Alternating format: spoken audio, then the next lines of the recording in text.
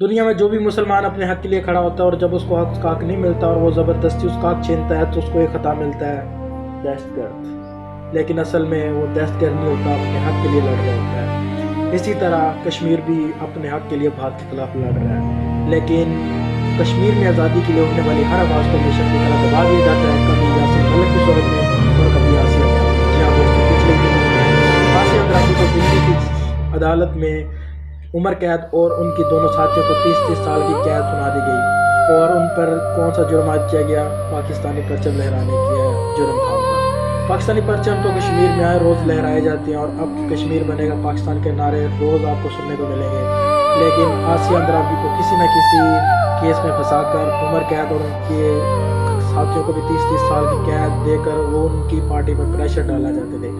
آسیہ اندرابی ہے کون؟ آپ تو بس لوگ آسیہ اندرابی کو یہیں تک جانتے ہیں کہ وہ اس کے ساتھیوں نے پاکستانی پرچم لہرایا جس کی وجہ سے ان کو عمر قید سنا دی گئی۔ جی ہاں دوستوں، حقیقت یہ نہیں ہے۔ حقیقت آج میں آپ کو بتاتا ہوں۔ آسیہ اندرابی 1962 میں انڈیا میں پیدا ہوئی۔ انہوں نے BA بایو کیمسٹری کی اور MA عربک کی۔ ان کا جو ہسبینڈ تھا وہ عبدالبدیع تھا، وہ کشمیر کی آزادی کے لیے لڑ رہا تھا، جس کی وجہ سے آسیہ اندرابی کو وہ ٹارگٹ کرتے تھے۔ ان کے 2 بچے ہیں، ٹھیک ہے، تو جس کی وجہ سے انہیں ٹارگٹ کرتے تھے۔ آسیہ اندرابی نے بھی اپنی جوانی گھر میں بیٹھ کر بچوں کو سوال کرنے کے لیے اپنے ہسبینڈ کا شوہر کا انتظار کرنے کے بجائے انہوں نے بھی کشمیر کی آزادی کی آواز اٹھانے کے لیے دختران ملت کی بات کی۔ انہوں نے دختران ملت روشناس کرائی اور کشمیر کی آزادی کے لیے جہاد شروع کر دیا۔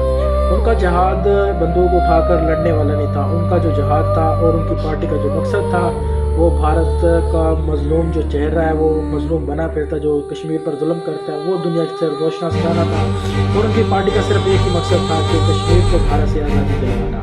لیکن یہ بات مودی سرکار کو کہاں ہضم ہونے والی تھی۔ مودی سرکار نے اس جو پارٹی تھی اس پر دہشت گرد ممنوعہ پارٹی لگا کر اس کو بین کر دیا اور بہت کوشش کی کسی نہ کسی کیس میں انہیں پھنسا دیا جائے، لیکن آج پاکستانی پرچم لہرانے کے جرم تو اس کے بعد جیسی کیس سنائی گئی تو اس کے بعد ہی پاکستانی وزیر خارجہ کا اس بیان پر غور مکمل کرتے ہوئے